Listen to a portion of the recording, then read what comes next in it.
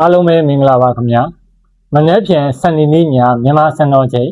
ည7:00နာရီတိတိမှာကမ်းမဲ့အာဆင်နယ်နဲ့နျူကာဆယ်ယူနိုက်တက်အသင်းတို့ရဲ့ပွဲစဉ်ကို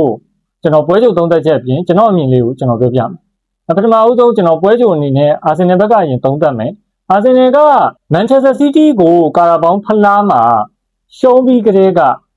ဝမ်ဘလီမှာရှုံးပြီးကလေးကတောက်လျှောက်နိုင်ပွဲမရခဲ့တာဂျားထဲမှာထိုးတင်းလစ်ဘွန်ကွင်းမဲ့အဝေးကွင်းသွားကန်တာနိုင်ပွဲရခဲ့တယ်ကျန်တဲ့ပွဲတွေတပွဲမှနိုင်ပွဲမရခဲ့ပဲချစ်ပြက်နေတာတွေ့ရတယ်မန်ချက်စတာစီးတီးကိုလည်းပရီးမီးယားလိမှာရှုံးထားတယ်လက်ရှိအနေထားမှာအာဆင်နယ်ကမန်စီးတီးနဲ့အမှတ်ပေးစရာမှာလည်းအမှတ်2ဂိုးကွာခြားချက်တူရရှိခဲ့တယ်ဆိုတော့ဒီဟက်တူအနေနဲ့မန်ချက်စတာစီးတီးကအဆင့်1ရနေတယ်ဆိုတော့ဒီတစ်ပတ်မှာအာဆင်နယ်နျူကာဆယ်ကိုနိုင်အကျိုးမြတ်ရှိမှာမန်ချက်စတာစီးတီးကဆောက်သန်တန်ကို FA ဗလာသွားကန်ရမယ့်အတွက်ကြောင့်မန်စီးတီးပွဲစဉ်ကပရီးမီးယားလိတပွဲရော့မယ်အဲ့တော့အာဆင်နယ်ကတပွဲပိုကန်ထားအောင်ပါပဲဆိုရင်အာဆင်နယ်ကနျူကာဆယ်ကိုအသာရသွားမလားဆိုတော့ကျွန်တော်တို့စောင့်ကြည့်ရမယ်ဆိုတော့နျူကာဆယ်ကလည်းလက်တော်မှာဖောင်အောက်နေတယ်နျူကာဆယ်ကရှုံးပွဲတော်တော်များနေတယ်ဘာစီလိုနာကို9ဂိုးမသွင်းခင်ချက်စီကိုနိုင်ပြီးကြတဲ့နျူကာဆယ်တောက်လျှောက်ချီပြက်လာတာအခုတည်းပဲနျူကာဆယ်ကအဓိကကစားသမားတွေဖြစ်တဲ့ဂေါ်ဒွန်မပါဘူးပြီးတော့ Bruno Guimaraes မပါဘူးဂျိုလင်တန်လည်းတန်ရရှိနေတယ်ဆိုတော့နျူကာဆယ်မှာအားရစရာသိမရှိဘူး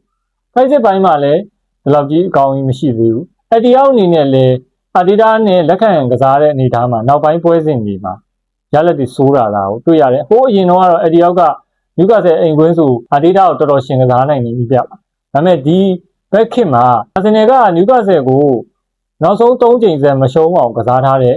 form တစ်ခုရထားတယ်ဆိုတော့ဒါဟက်တူကအပိုင်းမှာဆိုတော့အာဆင်နယ်ကနျူကာဆယ်ကိုနိုင်သွားမလားဒီနေရာမှာကကျွန်တော်တို့ကမနိုင်လို့မဖြစ်တော့ဘူး။ဘာကြောင့်လဲဆိုတော့မန်စီးတီးနဲ့အမှတ်တူနေပြီ။အမှတ်တူနေတဲ့အတွက်ကြောင့်အာဆင်နယ်ဒီ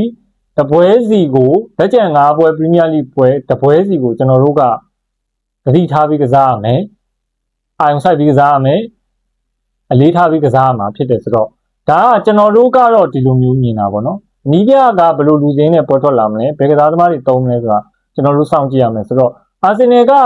ချန်ပီယံခြေစွမ်းရှိလားဆိုတော့ရှိတယ်မန်စီးတီးကိုရှုံးခဲ့တဲ့အနေအထားတစ်ခုမှာပြန်သုံးသပ်ကြည့်မယ်ဆိုတော့အဲ့ပွဲမှာအာဆင်နယ်ကခြေစွမ်းမညံ့ဘူး1-1ဖြစ်သွားတယ်အာဆင်နယ်ပြန်လာနိုင်တဲ့အနေအထားတစ်ခုမှာမန်စီးတီးရဲ့တိုက်စစ်ဆင်မှုတွေကိုအာဆင်နယ်ဟန်တားခဲ့ရတယ်အဓိကကတော့အာဆင်နယ်ကတပွဲလုံးကိုခံစစ်ပုံစံနဲ့ကစားခဲ့တာမဟုတ်ဘဲနဲ့ဒုတိယပိုင်းကျမှခြေကျပြီးတော့ခံစစ်ကစားဟန်နဲ့အတူရှုံးနေသွားခြင်းဖြစ်တယ်ဆိုတော့အာဆင်နယ်ကအဲ့ပွဲမှာတိုက်စစ်ပြန်ကစားရင်အာဆင်နယ်ကိုမန်စီးတီးရှင်ကစားနိုင်မှာမဟုတ်ဘူးဆိုတော့အာဆင်နယ်တီးတမက်လောက်တော့ရနိုင်တယ်ဆိုတော့ဒီပွဲစဉ်ကအာဆင်နယ်အတွက်အသက်တမအရေးကြီးပါပြီ။အမေရိကန်ကန်ရမယ့်ပွဲစဉ်ဖြစ်တဲ့အတွက်ကြောင့်ကျွန်တော်ကတော့စိတ်မပူ။ဘာကြောင့်လဲဆိုတော့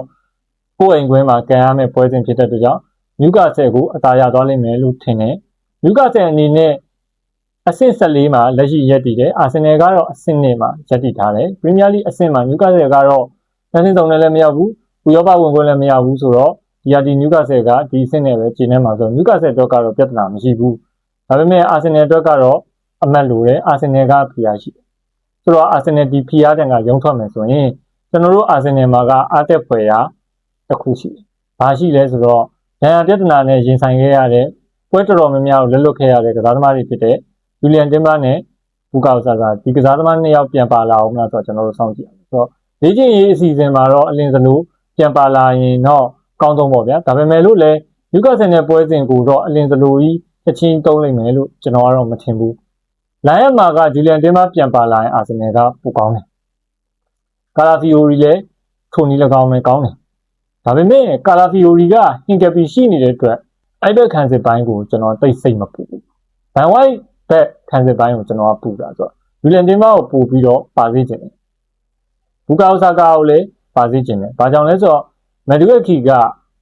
ရည်ရှိမဖြစ်ဘူးမက်ဒူယက်ခီနဲ့တိုးလို့လည်းမရအဲ့တော့မက်ဒူယက်ခီမရှိဘဲနဲ့ဘူကာအိုဆာကာရှိရင်ပိုကောင်းတယ်ဘူကာအိုဆာကာကသူပါတဲ့ပွဲစဉ်တွေမှာအာဆင်နယ်ရလက်ကောင်းရတယ်win percentage 63% လောက်ရတယ်ဆိုတော့ဘူကာအိုဆာကာမပါတဲ့ပွဲစဉ်တွေက50% ရဖို့တော့တော်တော်စူးစမ်းနေရတယ်ဆိုတော့ဘူကာအိုဆာကာမပါရင်အာဆင်နယ်တိုက်စစ်ကဂိုးရဖို့ခက်တယ်ပြီးတော့အာဆင်နယ်နိုင်ကြီးဒါခိုင်တော့ငင်းနေတာကိုကျွန်တော်တွေ့ရဆိုဆာကာပါရင်တော့အာဆင်နယ်ပိုအဆင်ပြေလိမ့်မယ်လို့ကျွန်တော်ထင်တယ်ဆိုတော့ဒီပွဲစဉ်ကပြောရမယ်ဆိုရင်မြန်မာစံတော်ချိန်ည7:00နာရီတိတိကန်ရမှာဖြစ်တဲ့အတွက်ကြောင့် ကျွန်တော်တို့ကတခြားပွဲစဉ်တွေကိုကြည့်ပြီးမှကြည့်ရမှာအဓိကကကျွန်တော်တို့ရဲ့ title contender ဖြစ်တဲ့ Man City က Southampton နဲ့ပွဲစဉ်သွားကန်တာအဲ့တော့ Man City FA ဘလာကန်ရတဲ့အချိန်မှာ Arsenal အကယ်၍များနိုင်ပွဲရရှိခဲ့မယ်ဆိုရင် Arsenal တပွဲပို့ကန်ပြီးတော့3မှတ်ပြန်ဖြတ်မယ်ဆိုတော့ကျွန်တော်တို့ကမြန်ပြေးထားမှာရများပြေးထားမှာရဒီနေရာမှာသူများတွေပြောကြတယ်လေ Arsenal ကချန်ပီယံပြေးလမ်းကြောင်းမှာမရှိတော့ဘူးအဆင့်နဲ့ရပါပြီရာသီသိမ်းရင်လည်းအဆင့်နဲ့ပဲဒီရာသီနဲ့ဆို4ရာသီဆက်ရာသီသိမ်းမလားဆိုကျွန်တော်ကတော့လက်မလျှော့နိုင်သေးဘူးလက်မလျှော့ခြင်းသေးဘူးဆိုတာထက်ဒီရာသီကလန်ဒါကြဆိုရင် Arsenal ကချန်ပီယံဖြစ်ဖို့ရာခိုင်နှုန်းရှိသေးတယ်လက်ကျန်ပွဲစဉ်တွေကိုတူတင်ကိုတင်ကစားမယ်ဆိုရင်ချန်ပီယံဖြစ်ဖို့လားလာရှိတယ် Arsenal ကလက်ကျန်ပွဲစဉ်5ပွဲမှာ3ပွဲကအိမ်ကွင်းကန်ရမယ်ဆို2ပွဲကဝေးကွင်းကန်ရမယ်ဆိုတော့အိမ်ကွင်းပိုကန်ရတဲ့အသင်ဖြစ်တယ်အဲ့တော့ပြဿနာသိမ့်မရှိသေးဘူးဒီပွဲပြင်ပြီးရင်လည်း Atletico ပွဲစဉ်ပထမကြောချန်ပီယံလိလာမယ်ဆိုတော့ Atletico နဲ့ပွဲစဉ်ကလည်းကျွန်တော်တို့အတွက်အင်မတန်မှအရေးကြီးတဲ့ပွဲစဉ်ဖြစ်တယ်ဆိုတော့ Atletico ပွဲစဉ်အတွက်လူချန်မလားဒါကိုစောင့်ကြည့်ရမယ်အာဒီတာအနေနဲ့ဖလားကိုတစ်လုံးလုံးကိုအာရုံဆက်တယ်ကဲချန်ပီယံလိကိုအာရုံဆိုင်မယ်ဆိုရင်ချန်ပီယံလိကိုအာရုံဆိုင်လိုက်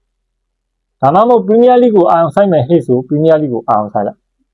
တစ်ခုခုတော့ယူရနှစ်ခုစလုံးရွေးလို့နှစ်ခုစလုံးလက်လွတ်ခဲ့ရတာတွေလည်းအရှိဖလားတွေမှာကျွန်တော်တို့တွေ့ရတယ်ဥပမာကာရာဘောင်းဖလားကိုအာရုံဆိုင်တယ်လို့နဲ့ FA ဖလားကိုမကန်တော့တာဒါမျိုးတွေဆောက်တန်တန်ကိုရှုံးခဲ့တာတွေဒီလိုမျိုးဖောင်းနေအမားတွေဖတ်မလုပ်ဖြစ်ဖို့လိုတယ်အာဆင်နယ်ရဲ့ဖောင်ကဘုံမောက်ကိုဆောက်တန်တန်ကိုရှုံးထားတဲ့ဖောင်မန်ချက်စတာစီးတီးကိုပါထပ်ရှုံးနေဆိုဖောင်တော်အောက်တာတစ်ဖက်ကလည်းနျူကာဆယ်နဲ့ပတ်သက်ရင်ဖောင်တော်အောက်တယ်နျူကာဆယ်ရတယ်ဆိုတော့ခြေပြက်နေတဲ့နှစ်သင်းတွေးကြတာခြေပြက်နေတဲ့နှစ်သင်းတွေးကြတဲ့အတွက်ကြောင့်ဒီနှစ်သင်းကပုံမှန်ခံမှန်းမယ်ဆိုရင်တော့တရီလောက်သွားမှာပေါ့နော်သူလည်းခြေညက်ကိုလည်းခြေညက်တရီလောက်သွားမှာ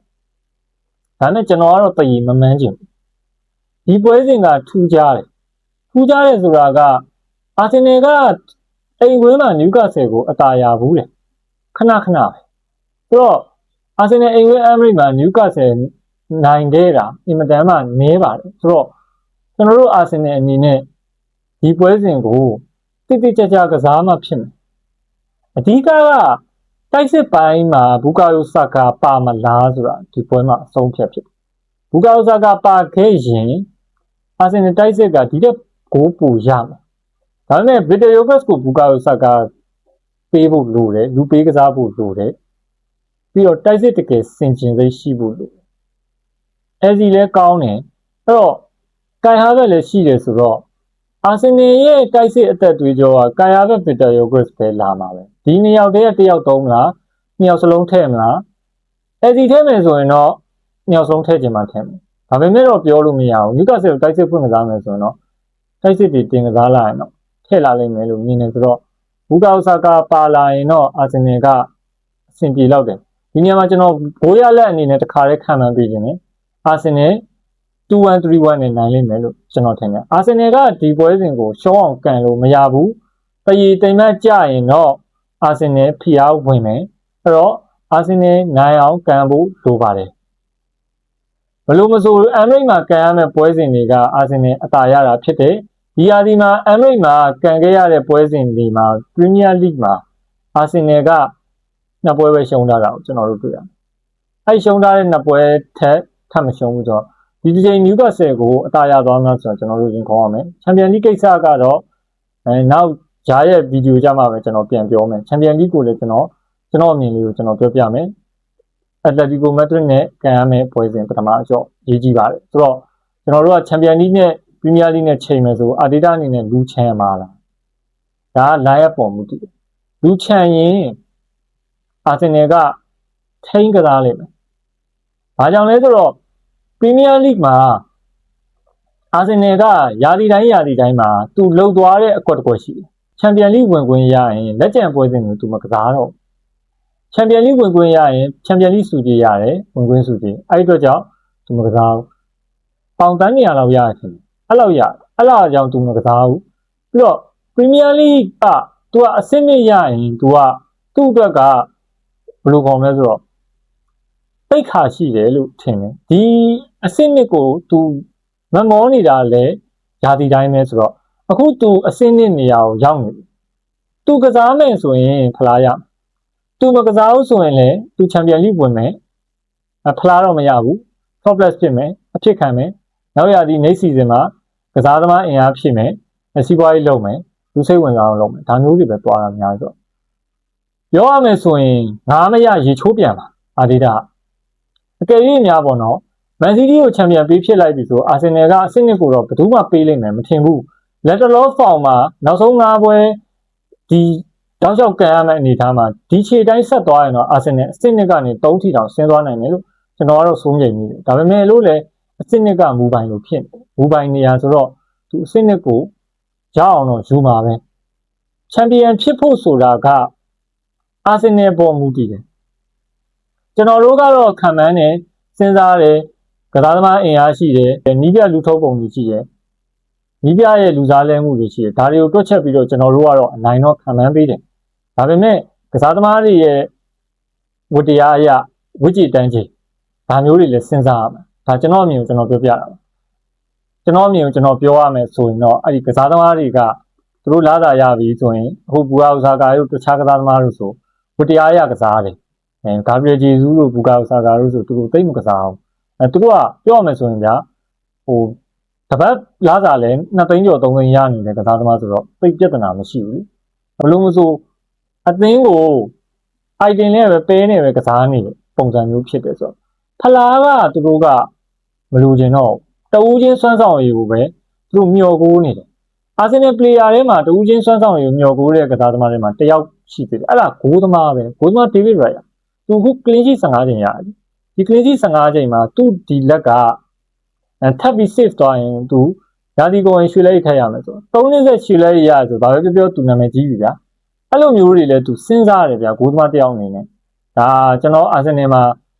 ရခဲ့တဲ့ဂိုးသမားစုဆိုဒေးဗစ်ရိုင်ယာအများဆုံးပဲဒီနှစ်ဆို3နှစ်စက်တိုက်ရမှာသူ့အောက်မှာဒေါ်နာရိုမာတို့ကတော့ရှိတာပါဗျာဒါမဲ့လို့လည်းဒေးဗစ်ရိုင်ယာတော်တော်ကြီးကိုsave တော်တော်လုံနိုင်တဲ့ဂိုးသမားပဲဒေးဗစ်ရိုင်ယာကအရေးလေးကြီးတယ်ပြီးတော့နျူကာဆယ်နဲ့ပွဲစဉ်တွေဆိုဒေးဗစ်ရိုင်ယာဂိုးပေးတတ်သေးတယ်အဲ့ဒါလည်းကြံကြံဖန်ဖန်စဉ်းစားရတယ်အဲ့ဒါကြောင့်ကျွန်တော်တကိုးထည့်ထားတာဆိုတော့ဒီပွဲစဉ်ကကျွန်တော်ကတော့ခံမှန်းတာတော့အနိုင်ခံမှန်းတယ်တွက်ချက်ကြည့်ရင်တော့အနိုင်လို့မြင်ဒါပေမဲ့ခုနပြောလို့ပေါ့ဝတ္တရားအရာကစားမှာလား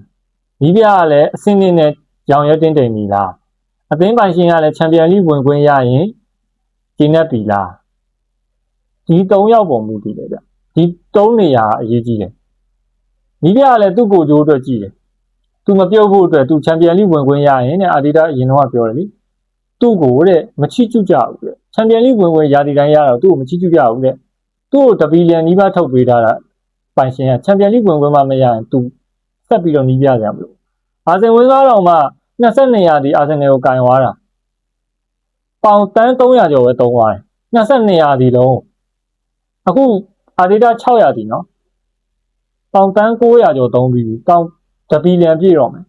ဒါတော့သူကချန်ပီယံလိတွေဘာတွေညာတွေကျွန်တော်ဝင်လို့မချီးကျူးဘူးလားလို့သူပြောတာ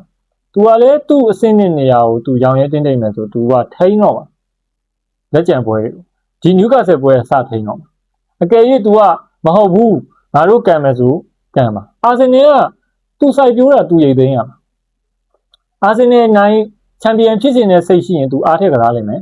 အာဆင်နယ်ချန်ပီယံဖြစ်နေတဲ့စိတ်မရှိဘူးဆိုသူထိန်းကစားလိမ့်မယ်ဒါပဲအာဆင်နယ်ပွဲတွေကပြောရမယ်ဆိုရင်ထိုင်ကြည့်ဖို့ပဲကောင်းတော့ထိုင်ကြည့်မယ်ရှုံးရင်အစဲခံမယ်နိုင်ရင်ဒီတိုက်မယ်ဒီလိုပဲရတော့မယ်အစဲခံရဖို့ရာဂိုင်တော့များလာတယ်နောက်ပိုင်းပွဲစဉ်တွေပါဧပြီလထဲမှာအာဒီတာရဲ့ win percentage က40%အောက်မှာရှိတယ်30%ကျော်ပဲရှိတယ်30% ကျော်ပဲရှိတယ်ဧပြီတစ်လလုံးနော်အဲ့လောက်တော့ win rate နဲ့ဆိုတော့တော်တော်အခြေအနေဆိုးတယ်နီးပြရဲ့သဘောဆန္ဒတထေးရဲ့သဘောဆန္ဒကစားသမားတွေရဲ့ဝတ္တရားရဒီ3ခုနဲ့ဒီပွဲစဉ်ကအဆုံးဖြတ်ပြီးပါမယ်နော်နျူကာဆယ်ကိုနိုင်မနိုင်ဆိုတာတော့ကျွန်တော်တို့စောင့်ကြည့်ရမယ်ကျွန်တော်တို့ကတော့နိုင်စေချင်တာပေါ့ဗျာကိုယ်အသင်းအဆင်ပြေအောင်မြင်အောင်နိုင်စေချင်တာတော့ဒါပေမဲ့လို့လည်းအသင်းကဘယ်လိုကစားမလဲဆိုတော့ကျွန်တော်တို့တစ်ချက်စောင့်ကြည့်အောင်ဆုံးဖြတ်ရှိပေးကြတယ်ဘာသာတွေကြောက်ချင်းစီတိုင်းကိုကျေးဇူးများတင်ပါတယ်